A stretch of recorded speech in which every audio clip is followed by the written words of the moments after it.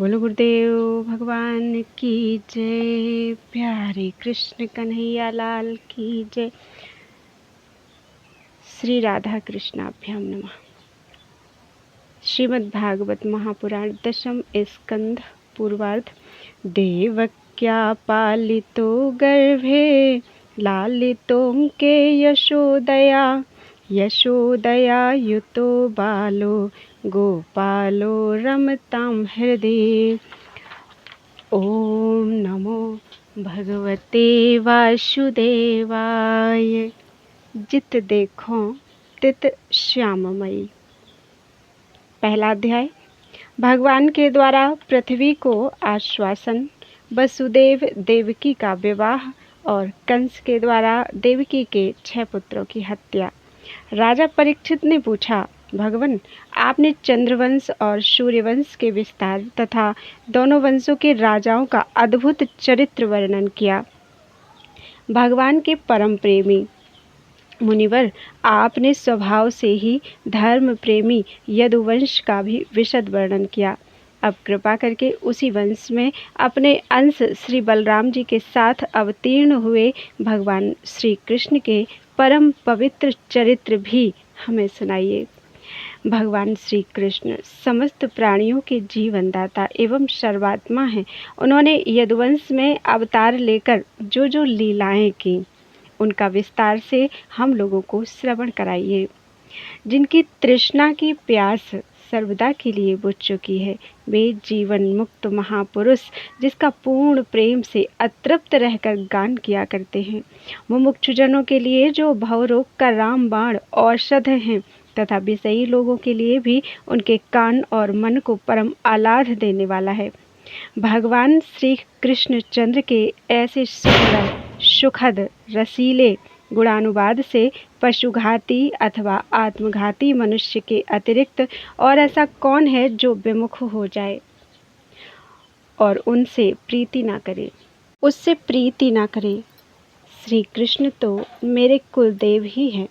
जब कुरुक्षेत्र में महाभारत युद्ध हो रहा था और देवताओं को भी जीत लेने वाले भीष्म पितामह आदि अतिरथियों से मेरे दादा पांडवों का युद्ध हो रहा था, उस समय कौरवों की सेना उनके लिए अपार समुद्र के समान थी, जिसमें भीष्म आदि वीर बड़े बड़े मच्छों को भी निगल जाने वाले तिमिंगल मच्छों की भांति भय उत्पन्न कर रहे थे। परंतु मेरे स्वनाम धन्य पितामह भगवान श्री कृष्णचंद्र के चरण कमलों की नौका का आश्रय लेकर उस समुद्र को अनायास ही पार कर गए। ठीक वैसे ही जैसे कोई मार्ग चलता हुआ स्वभाव से ही बछड़े के खुर का गड्ढा पार कर जाए। महाराज, मेरा यह शरीर जो आपके सामने है तथा जो कौरव और पांडव दोनों ही वंशों का एकमात्र सहारा था, अश्वत्थामा के ब्रह्मास्त्र से जल चुका था। उस समय मेरी माता जब भगवान की शरण में गई, तब उन्होंने हाथ में चक्र लेकर मेरी माता के गर्भ में प्रवेश किया और मेरी रक्षा की। केवल मेरी ही बात नहीं, वे समस्त शरीरधारियों के भीतर आत्मा रूप से रहकर अमृत तत्व का दान कर रहे हैं और बाहर काल रूप से रहकर मृत्यु का अर्थात समस्त देहधारियों के अंतःकरण में अंतर्यामी रूप से स्थित भगवान उनके जीवन के कारण हैं तथा बाहर काल रूप से स्थित हुए वे ही उनका नाश करते हैं।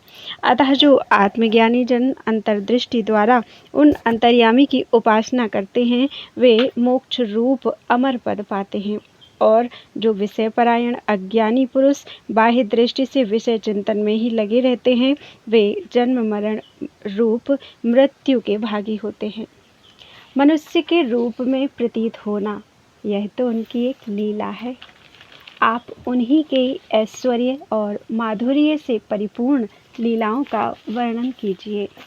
भगवान, आपने अभी बतलाया था कि बलराम जी रोहिणी के पुत्र थे। इसके बाद देवकी के पुत्रों में भी आपने उनकी गणना की। दूसरा शरीर धारण किए बिना 2 माताओं का पुत्र होना कैसे संभव है? असुरों को मुक्ति देने वाले और भक्तों को प्रेम वितरण करने वाले भगवान श्री कृष्ण अपने वात्सल्य स्नेह से भरे हुए पिता का घर छोड़कर ब्रिज में क्यों चले गए? यदुवंश शिरोमणि भक्त वत्सल प्रभु ने नंद आप आदि गोप बंधुओं के साथ कहाँ कहाँ निवास किया।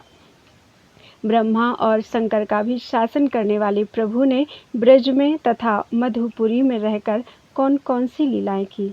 और महाराज, उन्होंने अपनी माँ के भाई मामा कंस को अपने हाथों क्यों मार डाला? वह मामा होने के कारण उनके द्वारा मारे जाने योग्य तो नहीं था।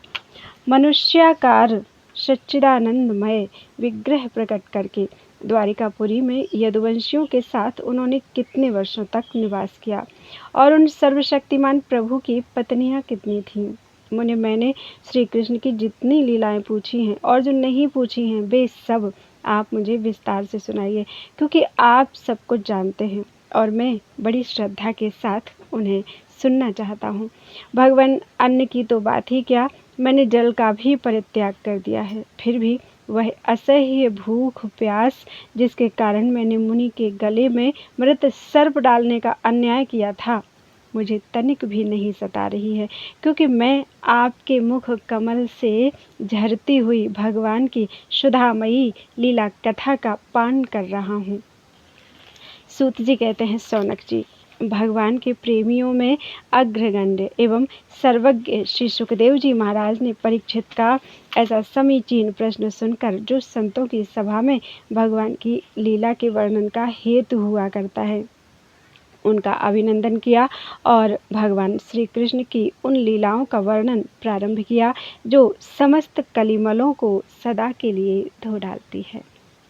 श्री सुखदेव जी ने कहा, भगवान के लीला रस के रसिक राजर्षि, तुमने जो कुछ निश्चय किया है वह बहुत ही सुंदर और आदरणीय है, क्योंकि सबके हृदयाराध्य श्री कृष्ण की लीला कथा श्रवण करने में तुम्हें सहज एवं सुदृढ़ प्रीति प्राप्त हो गई है।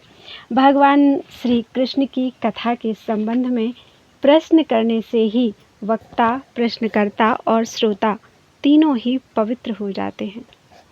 जैसे गंगा जी का जल या भगवान शालिग्राम का चरणामृत सभी को पवित्र कर देता है।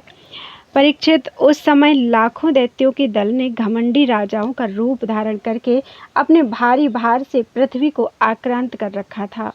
उससे त्राण पाने के लिए वह ब्रह्मा जी की शरण में गई। पृथ्वी ने उस समय गौ का रूप धारण कर रखा था। उसके नेत्रों में आंसू थे, बह बह कर मुंह पर आ रहे थे। उसका मन तो खिन्न था ही, शरीर भी बहुत कृश हो गया था। वह बड़े करुण स्वर से रम्भा रही थी। ब्रह्मा जी के पास जाकर उसने उन्हें अपनी पूरी कष्ट कहानी सुनाई। ब्रह्मा जी ने बड़ी सहानुभूति के साथ उसकी दुख गाथा सुनी। उसके बाद वे भगवान शंकर स्वर्ग के अन्यान्य प्रमुख देवता तथा गौ के रूप में आई हुई पृथ्वी को अपने साथ लेकर क्षीर सागर के तट पर गए।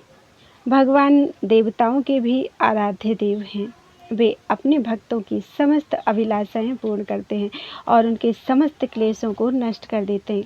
वे ही जगत के एकमात्र स्वामी हैं। क्षीर सागर के तट पर पहुंचकर ब्रह्मा आदि देवताओं ने पुरुष सूक्त के द्वारा उन्हीं परम पुरुष सर्व अंतर्यामी प्रभु की स्तुति की। स्तुति करते करते ब्रह्मा जी समाधिस्थ हो गए। उन्होंने समाधि अवस्था में आकाशवाणी सुनी। इसके बाद जगत के निर्माणकर्ता ब्रह्मा जी ने देवताओं से कहा, देवताओं, मैंने भगवान की वाणी सुनी है, तुम लोग भी उसे मेरे द्वारा अभी सुन लो और फिर वैसा ही करो। उसके पालन में विलंब नहीं होना चाहिए।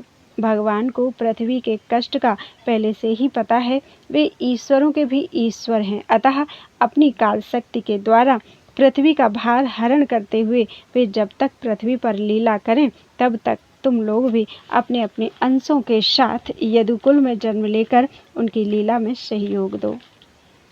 वसुदेव जी के घर स्वयं पुरुषोत्तम भगवान प्रकट होंगे। उनकी और उनकी प्रियतमा श्री राधा की सेवा के लिए देवांगनाएं जन्म ग्रहण करें।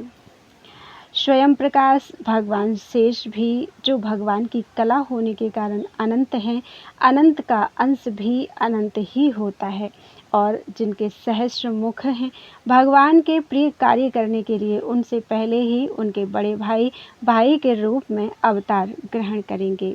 भगवान की वह ऐश्वर्यशालिनी योग माया भी, जिसने सारे जगत को मोहित कर रखा है, उनकी आज्ञा से उनकी लीला के कार्य संपन्न करने के लिए अंश रूप से अवतार ग्रहण करेंगी।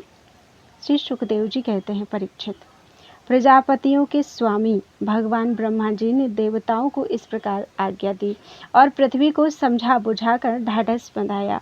इसके बाद वे अपने परम धाम को चले गए। प्राचीन काल में यदुवंशी राजा थे शूरसेन। वे मथुरापुरी में रहकर माथुर मंडल और सूरसेन मंडल का राज्य शासन करते थे। उसी समय से मथुरा ही समस्त यदुवंशी नरपतियों की राजधानी हो गई थी। भगवान श्रीहरि सर्वदा वहाँ विराजमान रहते थे। एक बार मथुरा में सूर के पुत्र वसुदेव जी विवाह करके अपनी नव विवाहिता पत्नी देवकी के साथ घर जाने के लिए रथ पर सवार हुए। उग्रसेन का लड़का था कंस। उसने अपनी चचेरी बहन देवकी को प्रसन्न करने के लिए उसके रथ के घोड़ों की रास पकड़ ली। वह स्वयं ही रथ हाँकने लगा। यद्यपि उसके साथ सैकड़ों सोने के बने हुए रथ चल रहे थे। देवकी के पिता थे देवक।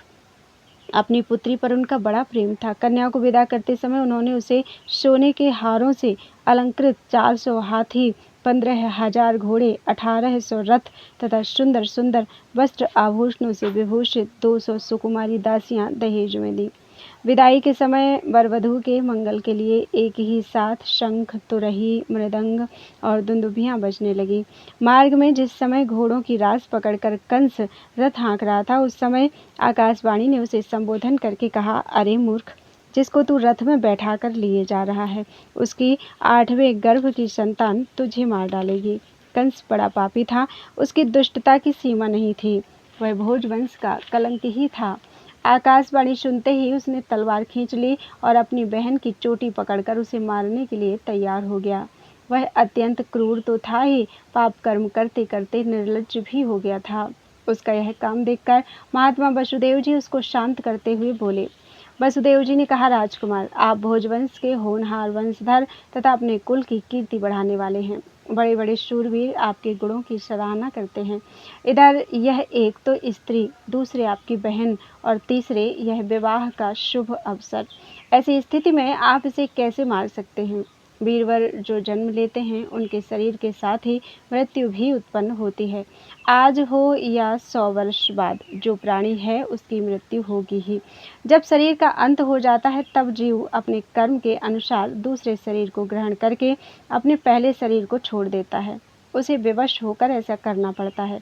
जैसे चलते समय मनुष्य एक पैर जमाकर ही दूसरा पैर उठाता है और जैसे जोंक किसी अगले तिनके को पकड़ लेती है तब पहले के पकड़े हुए तिनके को छोड़ती है, वैसे जीव भी अपने कर्म के अनुसार किसी शरीर को प्राप्त करने के बाद ही शरीर को छोड़ता है। जैसे कोई पुरुष जागृत अवस्था में राजा के ऐश्वर्य को देखकर और इंद्रादि के ऐश्वर्य को सुनकर उसकी अभिलाषा करने लगता है और उसका चिंतन करते करते उन्हीं बातों में घुल मिलकर एक हो जाता है तथा स्वप्न में अपने को राजा या इंद्र के रूप में अनुभव करने लगता है, साथ ही अपने दरिद्रावस्था के शरीर को भूल जाता है।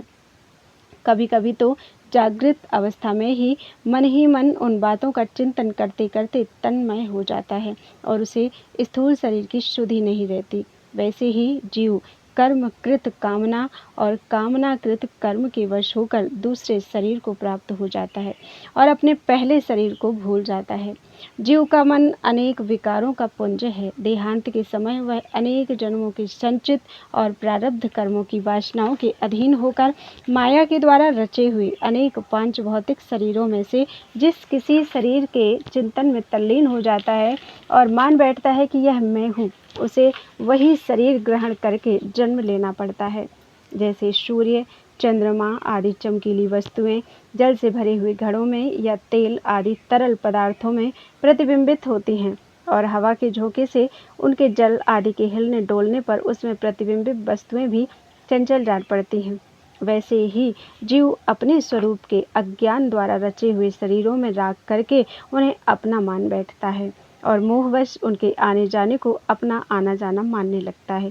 इसलिए जो अपना कल्याण चाहता है उसे किसी से द्रोह नहीं करना चाहिए, क्योंकि जीव कर्म के अधीन हो गया है और जो किसी से भी द्रोह करेगा उसको इस जीवन में शत्रु से और जीवन के बाद परलोक से भयभीत होना ही पड़ेगा। कंस, यह आपकी छोटी बहन अभी बच्ची और बहुत दीन है। यह तो आपकी कन्या के समान है। इस पर अभी अभी इसका विवाह हुआ है। विवाह के मंगल चिन्ह भी इसके शरीर पर से नहीं उतरे हैं। ऐसी दशा में आप जैसे दीन वत्सल पुरुष को इस बेचारी का वध करना उचित नहीं है।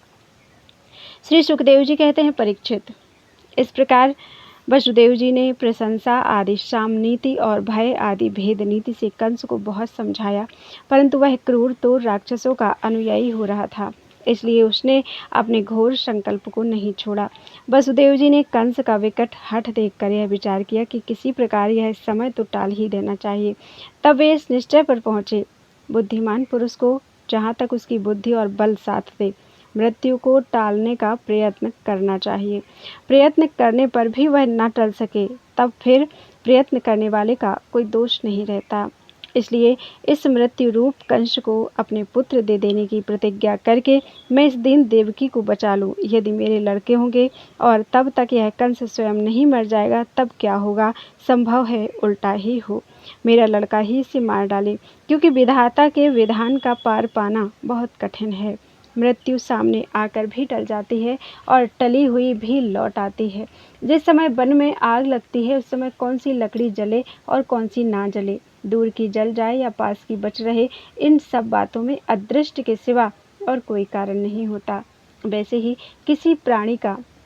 किस प्राणी का कौन सा शरीर बना रहेगा और किस हेतु से कौन सा शरीर नष्ट हो जाएगा, इस बात का पता लगा लेना बहुत ही कठिन है। अपनी बुद्धि के अनुसार ऐसा निश्चय करके वसुदेव जी ने बहुत सम्मान के साथ पापी कंस की बड़ी प्रशंसा की। परीक्षित, कंस बड़ा क्रूर और निर्लज्ज था, अतः ऐसा करते समय वसुदेव जी के मन में बड़ी पीड़ा भी हो रही थी। फिर भी उन्होंने ऊपर से अपने मुख कमल को प्रफुल्लित करके हंसते हुए कहा। वसुदेव जी ने कहा, सौम्य, आपको देवकी से तो कोई भय है नहीं। जैसा कि आकाशवाणी ने कहा है, भय है पुत्रों से, सो इसके पुत्र मैं आपको लाकर सौंप दूंगा। श्री सुखदेव जी कहते हैं, परीक्षित, कंस जानता था कि वसुदेव जी के वचन झूठे नहीं होते और इन्होंने जो कुछ कहा है वह युक्ति संगत भी है, इसलिए उसने अपनी बहन देवकी को मारने का विचार छोड़ दिया। इससे वसुदेव जी बहुत प्रसन्न हुए और उसकी प्रशंसा करके अपने घर चले आए। देवकी बड़ी सती साध्वी थी, सारे देवता उसके शरीर में निवास करते थे। समय आने पर देवकी के गर्भ से प्रतिवर्ष एक एक करके 8 पुत्र तथा 1 कन्या उत्पन्न हुई। पहले पुत्र का नाम था कीर्तिमान। वसुदेव जी ने उसे लाकर कंस को दे दिया। ऐसा करते समय उन्हें कष्ट तो अवश्य हुआ, परंतु उससे भी बड़ा कष्ट उन्हें इस बात का था कि कहीं मेरे वचन झूठे न हो जाएं। परीक्षित, सत्यसंध पुरुष बड़े से बड़ा कष्ट भी सह लेते हैं। ज्ञानियों को किसी बात की अपेक्षा नहीं होती। नीच पुरुष बुरे से बुरा काम भी कर सकते हैं और जो जितेंद्रिय होते हैं, जिन्होंने भगवान को हृदय में धारण कर रखा है, वे सब कुछ त्याग सकते हैं।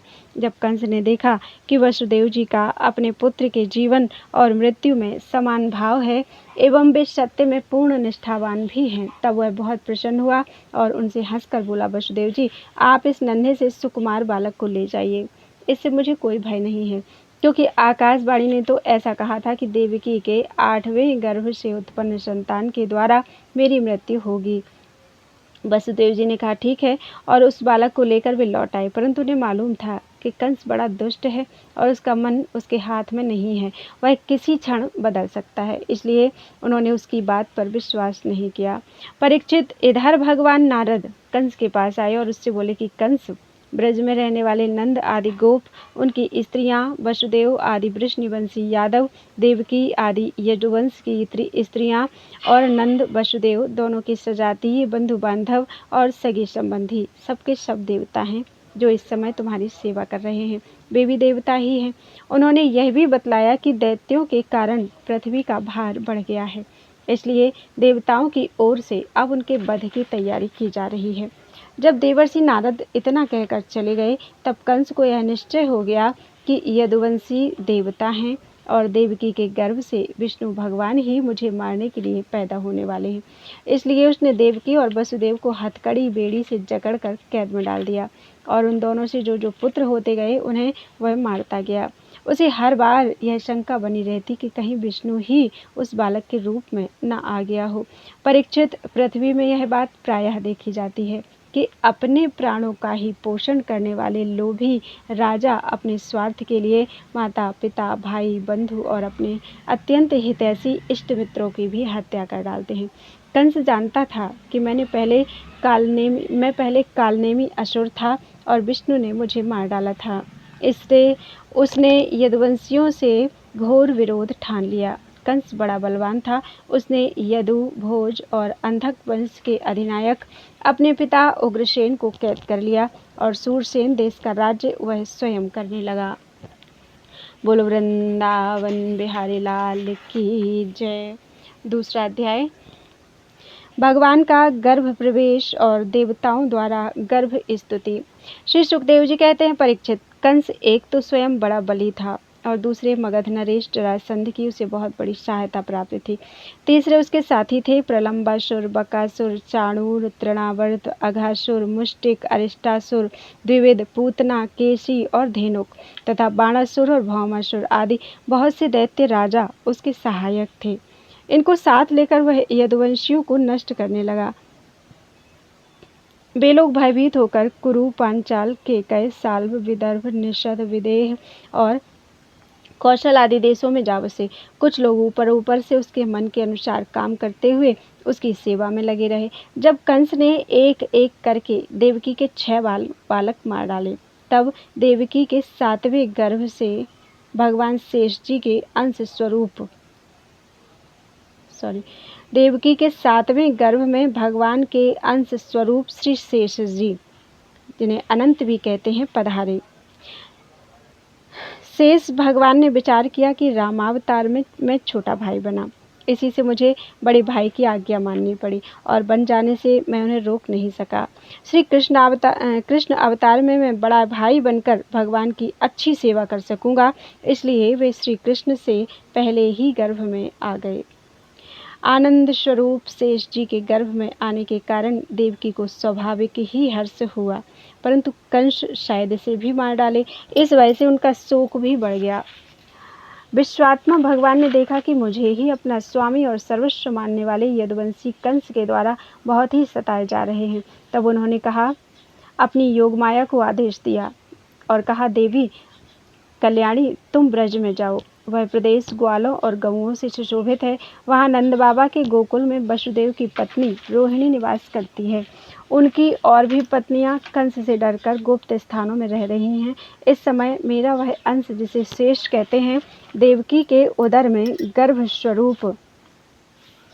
गर्भ रूप से स्थित है। उसे वहाँ से निकालकर तुम रोहिणी के पेट में रख दो।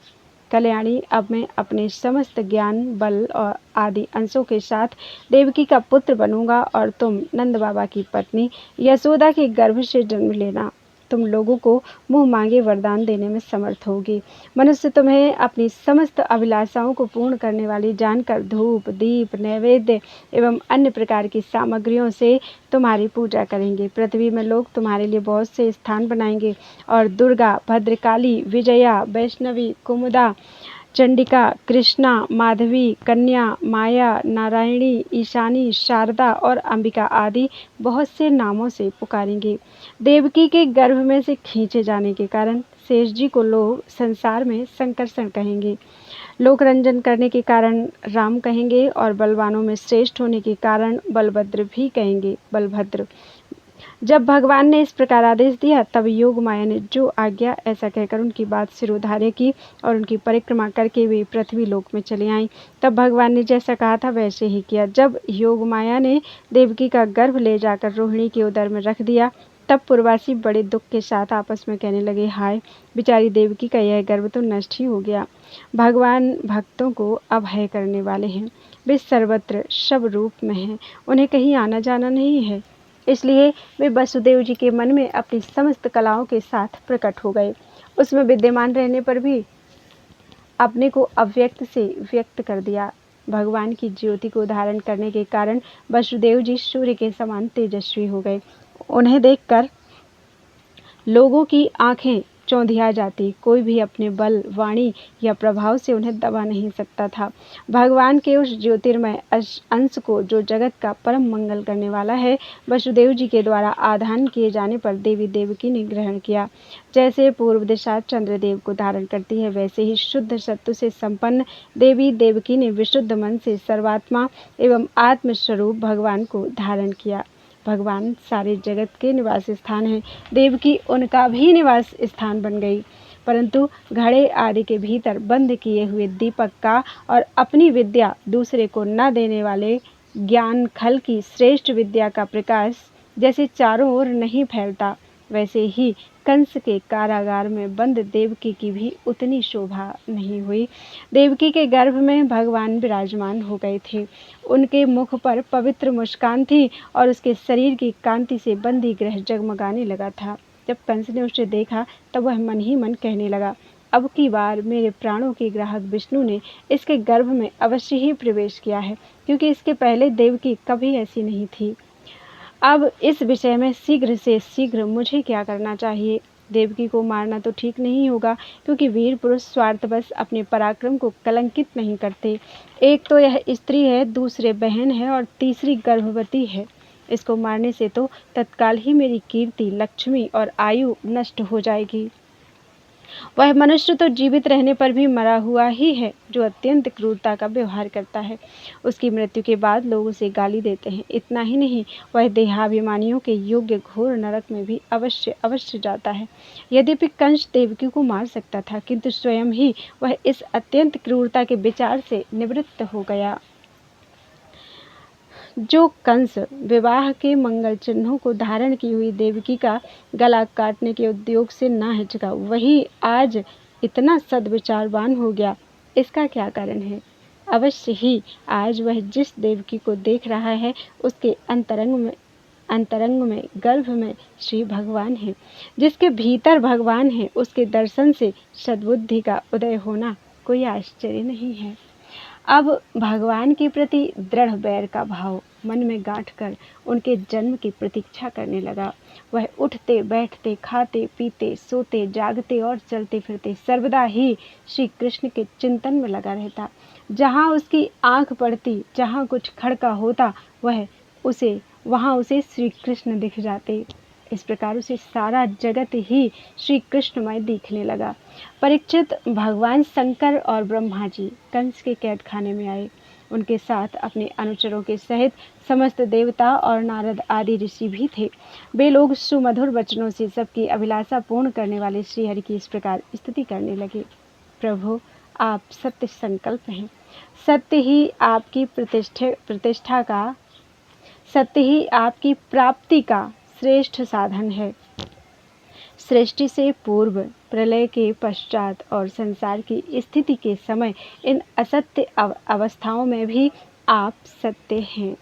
पृथ्वी, जल, तेज, वायु और आकाश, इन 5 दृश्यमान सत्यों के आप ही कारण हैं और उनमें अंतर्यामी रूप से विराजमान भी हैं। आप इस दृश्यमान जगत के परमार्थ स्वरूप हैं। आप ही मधुर वाणी और समदर्शन के प्रवर्तक हैं। भगवान, आप तो बस सत्य स्वरूप ही हैं। हम सब आपकी शरण में आए हैं। यह संसार क्या है? एक सनातन वृक्ष। इस वृक्ष का आश्रय है एक प्रकृति। इसके 2 फल हैं, सुख और दुख। 3 जड़ें हैं, सत्व, रज और तम। 4 रस हैं, धर्म, अर्थ, काम और मोक्ष। इसके जानने के 5 प्रकार हैं, श्रोत्र, त्वचा, नेत्र, रसना और नासिका। इसके 6 स्वभाव हैं, पैदा होना, रहना, बढ़ना, बदलना, घटना और नष्ट हो जाना। इस वृक्ष की छाल है 7 धातुएं, रस, रुधिर, मांस, मेद, अस्थि, मज्जा और शुक्र। 8 शाखाएं हैं, 5 महाभूत, मन, बुद्धि और अहंकार। इसमें मुख आदि 9 द्वार खोडर हैं। प्राण, अपान, व्यान, उदान, समान, नाग, कूर्म, कृकल, देवदत्त और धनंजय, ये 10 प्राण ही इसके 10 पत्ते हैं। इस संसार रूप वृक्ष पर दो पक्षी हैं, जीव और ईश्वर। इस संसार रूप वृक्ष की उत्पत्ति के आधार एकमात्र आप ही हैं। आप में ही इसका प्रलय होता है और आपके ही अनुग्रह से इसकी रक्षा भी होती है। जिनका चित्त आपकी माया से आवृत्त हो रहा है, इस सत्य को समझने की शक्ति खो बैठा है, वे ही उत्पत्ति, स्थिति और प्रलय करने वाले ब्रह्मादि देवताओं को अनेक देखते हैं।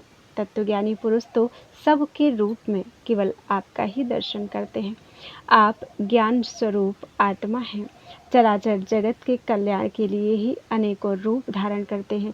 आपके वे रूप विशुद्ध अप्राकृत सत्वमय होते हैं और संत पुरुषों को बहुत सुख देते हैं।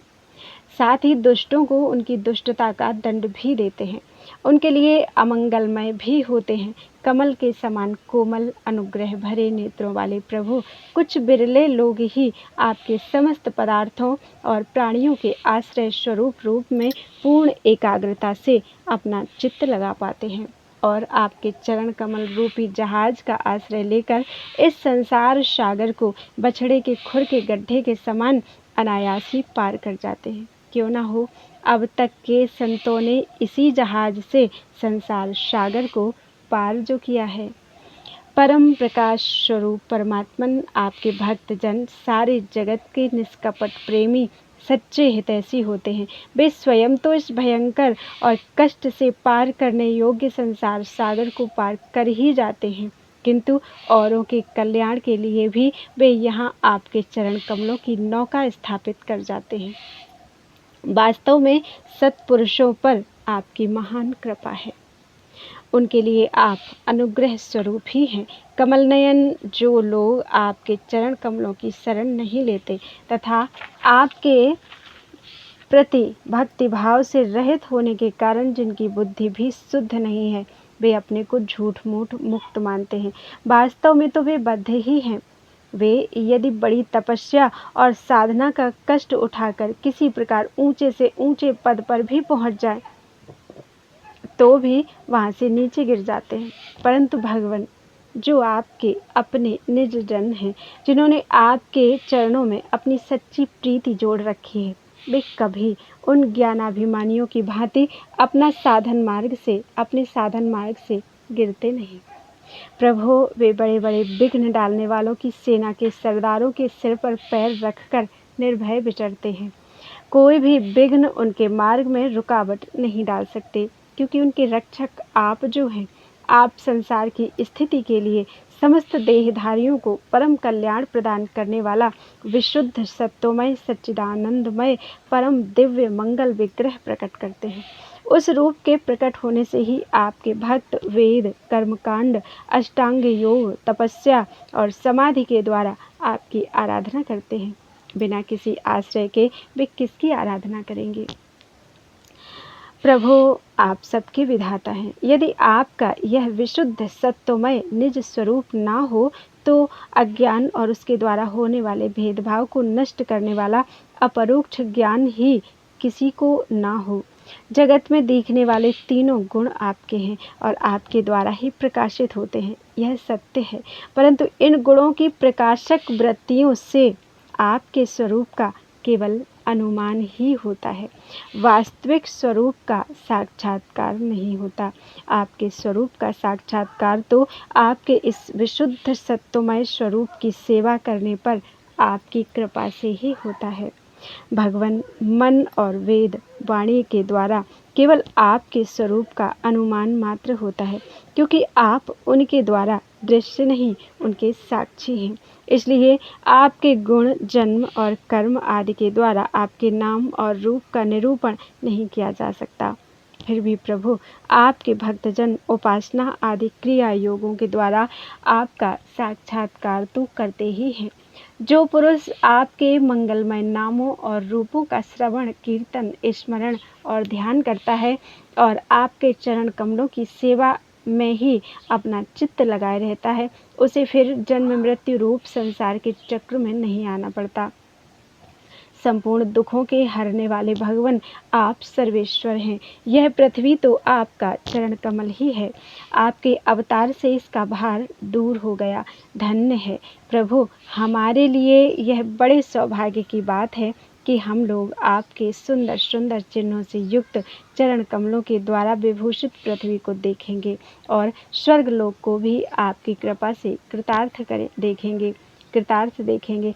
प्रभु, आप अजन्मा हैं। यदि आपके जन्म के कारण के संबंध में हम कोई तर्क ना करें तो यही कह सकते हैं कि यह आपका एक लीला विनोद है। ऐसा कहने का कारण यह है कि आप तो द्वैत के लेश मात्र भी से रहित सर्वाधिष्ठान रूप हैं और इस जगत की उत्पत्ति, स्थिति तथा प्रलय अज्ञान के द्वारा आप में आरोपित हैं।